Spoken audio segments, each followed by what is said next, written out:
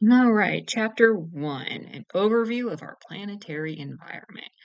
So, my dad, he's an engineer, and he used to always complain about how every geology report he would read started with the beginning of the Earth. And that is how we are going to start this class out with the beginning of not only the Earth, but with the entire universe.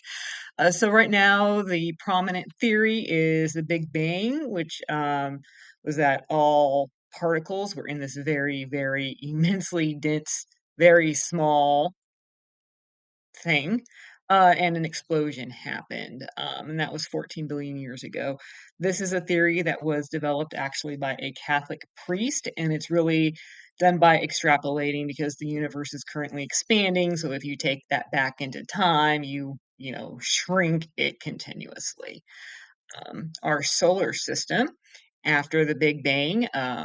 There's a whole lot of new elements are being formed through stars, which are suns that are forming, and we have a lot of dust and particles floating around, and all through gravity. Things start spinning around gravity. So you get the most dense and most gravity in the center, which eventually becomes the sun and the star, because a sun is a star.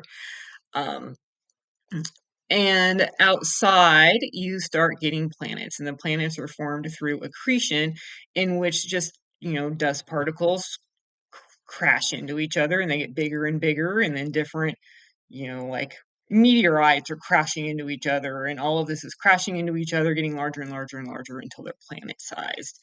The oh, I just realized I need to put this on slideshow mode. There we go.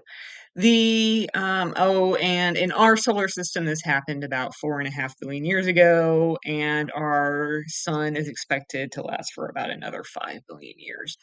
So we're kind of in the middle of our solar system, as you will. Um, the planet compositions also differentiated all by gravity. You have the innermost planets are made of dense rocky material. They're closest to the sun, and then the outermost planets are the lighter gaseous planets. Is that out of the way?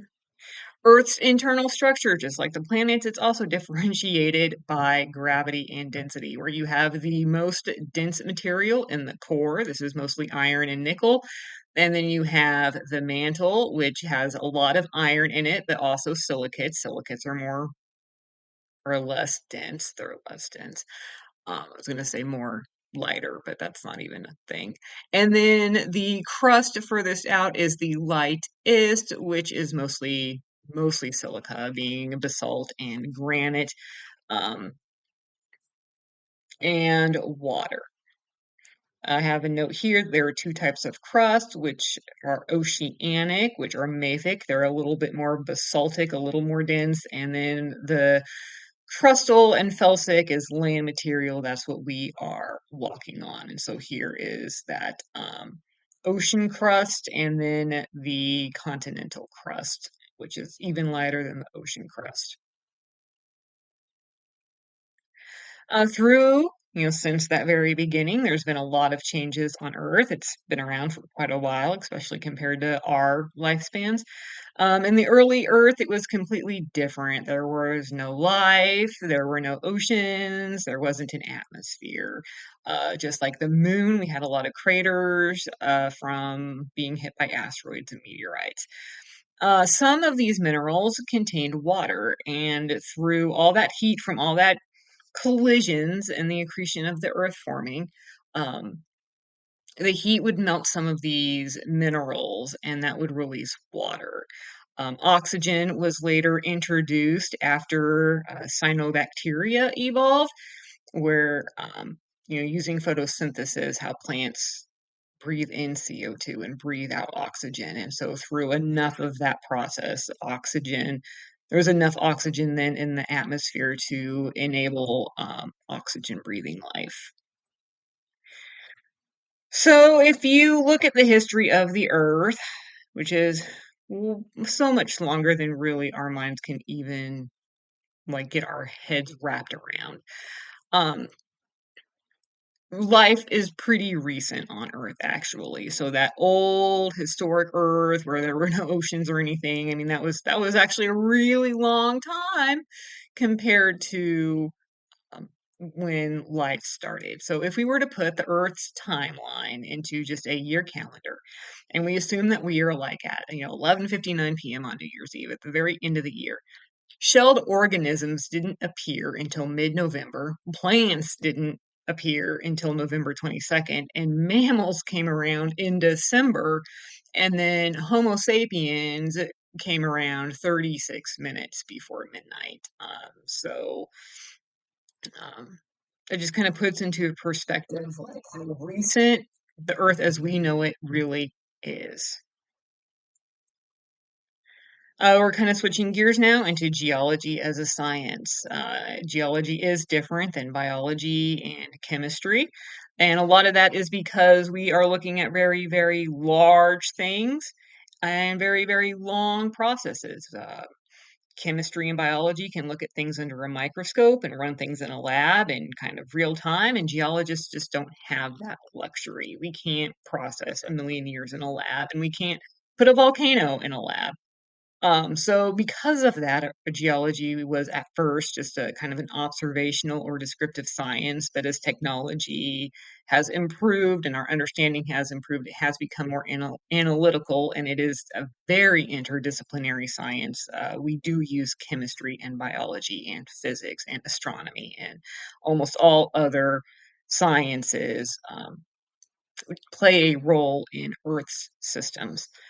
Um, and so I already talked about it's hard to run geology in a lab because of the not only the time constraints, also the size restraints, and also the fact that labs are closed environments. If you create something in a lab, you are controlling all of the parameters, and there's only so many parameters in that lab analysis. But the real world is a very open system and it has an unlimited number of parameters and they're uncontrolled. And each parameter, as it changes, also changes another parameter. Um, and those parameters are constantly changing through time as well. So it can be hard to model geology, especially when it comes to predictive aspects, trying to predict earthquakes and volcanic eruptions are very challenging things to do. Um, and we don't have any historical analogies to go off of. Life and people are so recent to Earth. It's not like we can go back and say, oh, well, when this happened before. There just really isn't that history for us to look at. We try. We go back, we see the fossil records. We can, for climate change, we can look at the ice cores and see how much CO2 was in an ice layer from a certain year and look at the fossil record from that time frame. And we try to build the historical analogies, and we're getting a lot better at it as we collect more and more data. But still, we really can't analyze or predict human impact using any of these historical analogies. So why study environmental geology? Well, environmental geology could just kind of explores the interactions between humans and the world, which is quite important. People are affected by the world, and it is a very dangerous place. We have earthquakes and volcanoes and floods and soil erosion, global warming. We are constantly needing more energy. As we get more energy and we mine more, we're always creating more and more toxic waste and pollution. We're running out of fresh water because, well, we'll find out later in this chapter, not only do we have more people on the planet, but because we have uh, harmed some of our fresh drinking water sources. So pretty soon, fresh water is going to become quite a commodity, just like some of these mineral resources are. The Earth has a lot of cycles and systems, and you're probably familiar with the rock cycle, the water cycle, and probably even the CO2 cycle by now. And they're all interconnected. And so when we're studying the Earth, you kind of have to look at like the entire kind of ecosystem or multiple cycles at once to really see the full effect. And again, that can be very challenging because when we're focused in on something, it's very easy to forget all these other parameters that could be playing a role. And the book gave a very good example of building a dam for various reasons people build dams. Um, and then not really even thinking that downstream, not only will that create channel changes in the river's course, but it will also increase coastal erosion because all the sediment that was flowing down to the coast in that river is being blocked by that dam now and filling up at that dam or in that lake. So long-term effects and sometimes very far away effects too. Now we're going to switch into population growth, which is kind of like the main takeaway of this first chapter. The population of humans on Earth has experienced an exponential growth. That is different than a linear growth. So this line here is a linear growth. This is if every year the Earth's population increased by 5%. It's a very straight line. Um, However, it's exponential. So each year, that rate of growth is getting faster and faster and faster. And because of this, habitation has been forced to move into more parts of the globe and even into extreme places and climates. And with our technology, it's possible for us to move into these, climates because we have AC. We didn't used to have that. And then ultimately, what is causing population growth is we have more births than deaths. So really, that's a good thing. Nobody likes death, but it is kind of stressing our planet out. And then the book talks about a doubling time. They give you this equation with some practice exercises. The doubling time here is D, and it is 70 divided by that growth rate. Um, and that is because this is based off of this exponential curve. So if you think, well, if it's increasing by 25% each year, that would be what, 4 years? Um, you're not going to get 4 years. You're going to get like 2.8, I think.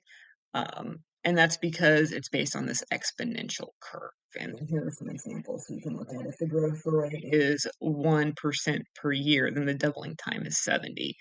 And if it's 2.5% per year, which is the case for Africa, then it's going to double in 28 years. And again, this is keeping the decimal where it is. When you do these equations, you don't move the decimal over the two spaces to get this math. And the growth rate is different in different regions as represented here. You can see some of them are, this is 2020, and then what's it expected to be like in 2050. You can see Africa is going to grow a lot more than other places. And there are different reasons for that, things like different religions, different medical practices, or the access to medical practices, different cultures and policies on childbirth. Like I know right now in the US, a lot of younger people are choosing not to have children, and that's just kind of a cultural shift. They are really enjoying that double income, no kids lifestyle.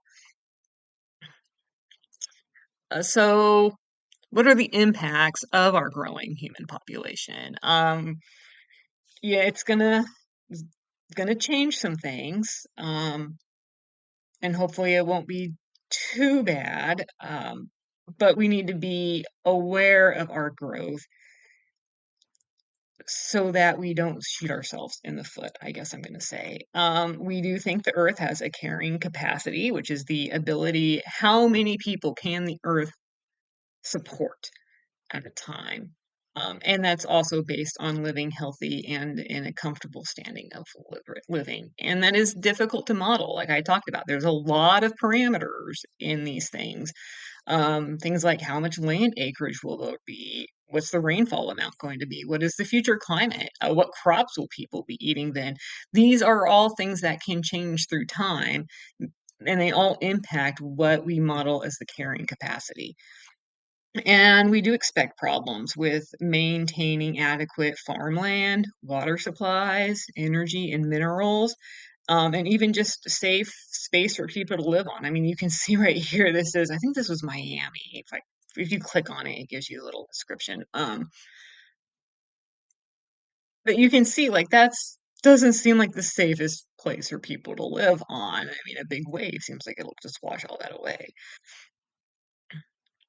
And there are regional disparities with growth as well. Just to point out, the US food industry is a very energy consuming industry. It's not just growing food, it actually uses a lot of like gas and oil and solar system energy that go into packaging and preserving our food and shipping our food. A lot of poorer countries don't have this ability, and so they are really needing to depend on localized food shortages with shorter shelf lives. Uh, and also note, mineral and energy consumption is the highest in the US. These are mostly non-renewable resources. We do have some hydro and solar and things like that, and those all have their downfalls as well. They are not a like golden ticket to energy. Solar panels, wind turbines, all of them have downsides, but the mineral and fossil fuel resources are non-renewable. So when they're gone. And there really just aren't enough resources in the world for everybody to live the luxurious lives that we do right now. Here's a little image showing, where most people live in the world. Um, and actually, some of the most densely populated countries are resource poor. And so then you get it kind of into politics and will countries that have share with countries that have not. It could get tough in the future. And then as we are needing more and more resources, we're going further and further out. We're going into places that I think most people would agree that we would prefer them to be kind of left alone in their natural state. But we are starting to get into jungles in South America and getting into Antarctica.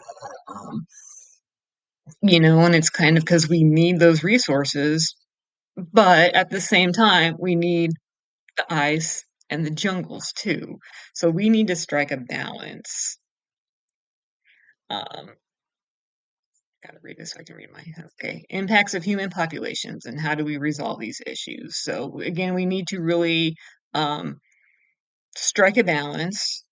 I probably should have deleted the how do we resolve the issues here on this page, but I didn't.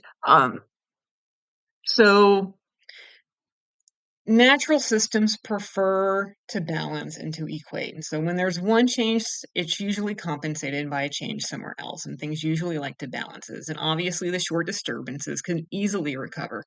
Long disturbances can take longer to recover, or they can be permanent disturbances. Um, you think like, okay, soil washed downhill is not going to be able to move back uphill, but through time, new plant growth could eventually lead to new soil. So there is that positive aspect, but it's like in the meantime, you don't have any soil. And extinct species really don't come back, although I know they're working on this dire wolf thing right now. But naturally, they don't come back. But through evolution and a million years, could new species be created? Possibly, yes. And obviously, the more people we have on Earth, the larger the impact. And the book talks about, like a campfire. One campfire is not going to make any difference, but one campfire times 8 billion people makes a huge difference to the amount of particle matter and CO2 in the atmosphere.